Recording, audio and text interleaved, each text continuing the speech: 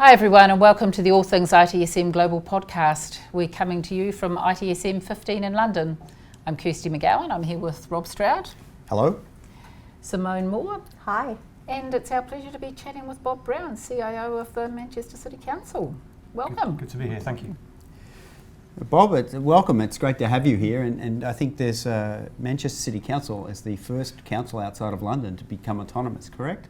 That's right, first one to get devolved powers really outside of London. So the first one to get its own budget on the NHS and the first one to start managing locally our finances, which is a huge responsibility for us. It's a real change, right, for you, and running technology must be a key part of that. Well, look, since the start of the year, we've been having to embrace some of those challenges. What that means from a perspective of how we need to perform, how we need to evidence that IT is playing a lead role in really enabling the residents of our city. It's an enormous transformation exercise we've got going on. To be able to cope with some of those devolved powers and responsibilities means that we've got to be ready for what is ostensibly a 22nd century IT environment. That's a really large thing for IT to take on board. So how connected from a cultural perspective are you finding the IT is at the moment to that value and objective to the residents of Manchester? Well, we've got some basics to fix. Okay, so part of the basics we're trying to fix at the moment is the recognition that we are a centralised function enabling our business. And that's at the core of our very much our strategy. And by enabling our business to be able to achieve its objectives, we're able to, through technology, improve the residents and the services that we aspire to generate over the coming years, improve the interactions with the council, and through technology enhance that relationship such that we build a much greater and a wider relationship with them. It's not just understanding how much tax they pay, but about integrating their bin collections, integrating social care and services to a point where we know much more about our colleagues and our customers and our residents of the city and how they can best interact with the council. Well, they're residents themselves, aren't they? Absolutely. Yeah. So they're part of that experience. Indeed. So as you drive this transformation, I mean, it's a huge opportunity and a huge threat. So how are you identifying what your priority list looks like and focusing on the things that really make you, I guess, customers obsessed, whoever your customer is? Look, we have a number of big agenda items that we've got to deal with. Okay, and some of those addressing some of the basics is the legacy infrastructure that exists, and it's a common issue that exists in our industry. Recognizing that legacy is a bit of a drag anchor for our organisation. It pulls us back. It stops us from being able to join some of the architecture together. In the concept specifically that's important for us at the moment is about data, and the data ability for us to be able to have knowledge and give that knowledge, make it available in the way that our residents and some of our care workers need is a huge capacity issue for us. And our architecture at the moment is suboptimal of where it needs to be. So for us, addressing some of those basics is fundamental. It's interesting, this data that you're going to have to mine, to become intelligent with, is going to allow you some new opportunities, correct?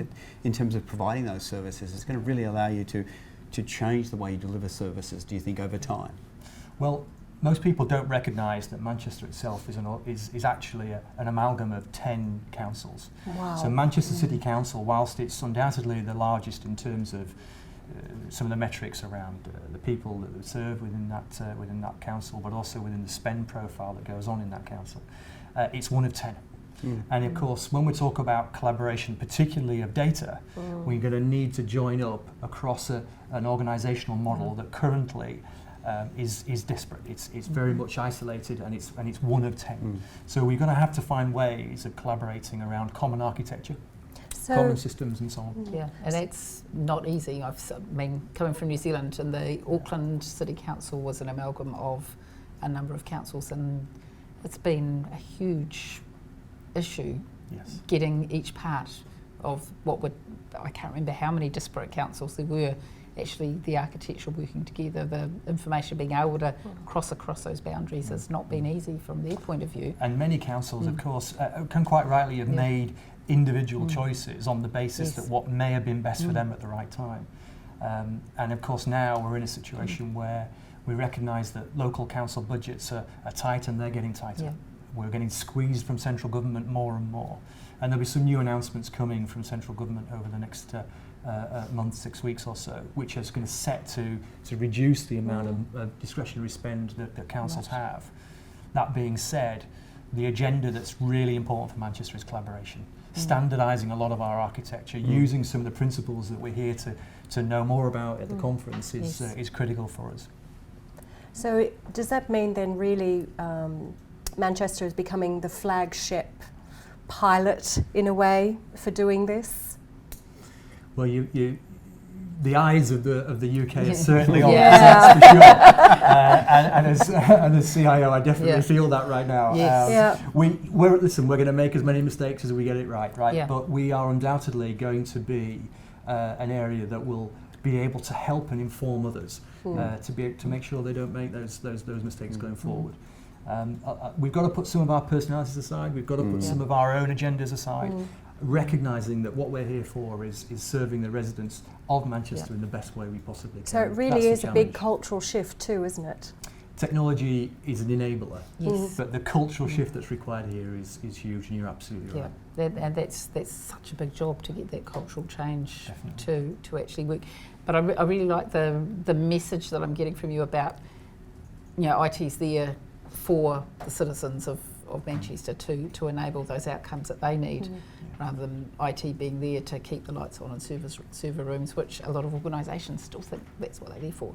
Well, maybe my perspective on IT is that it has to enable the people who need it. Yeah, if it's we- not doing that, why are you doing? Absolutely. Why are you doing what you're doing?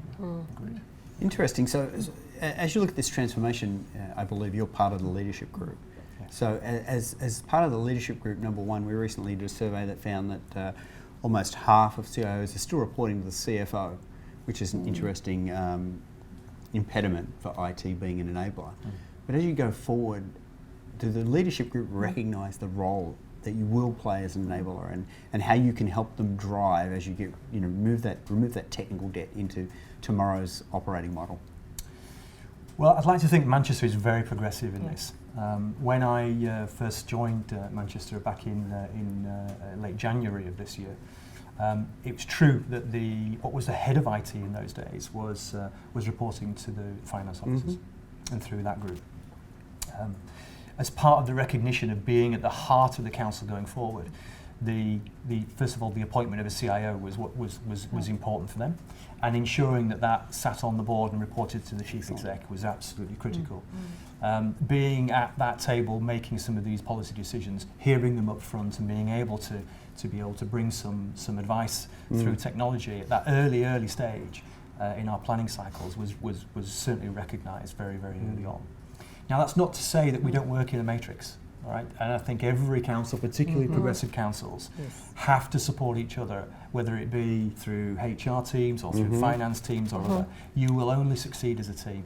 And frankly, if we choose to operate in isolation of each other, we're probably going to find some difficulties. So I work very closely, and quite rightly, every single pound we spend is under the microscope. Absolutely, absolutely right.